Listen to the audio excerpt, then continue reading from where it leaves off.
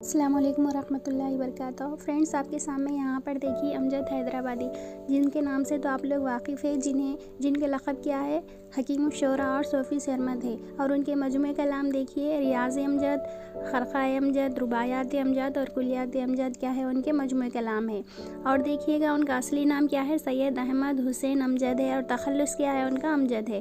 पैदाइश देखिए उनके 1888 हैदराबाद में हुई और यही साल देखिए और एक यहाँ पे जानी मानी हस्ती की भी पैदाइश हुई। आप कमेंट में कीजिए किसकी। वफ़ात देखिए 1961 में हुई। तो अमजद हैदराबादी की लिखी हुई देखिए 2 रुबाइयात है हमारे सिक्स्थ में एक है देखिएगा रुबाइयात, तो जिसका मौजू क्या है जमालियाती ज़ौक़ है।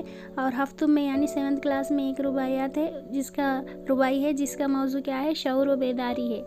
ठीक है, तो अमजद हैदराबादी के देखिए 2 रुबाइयात है, एक 6th में है और एक 7th में है। ठीक है,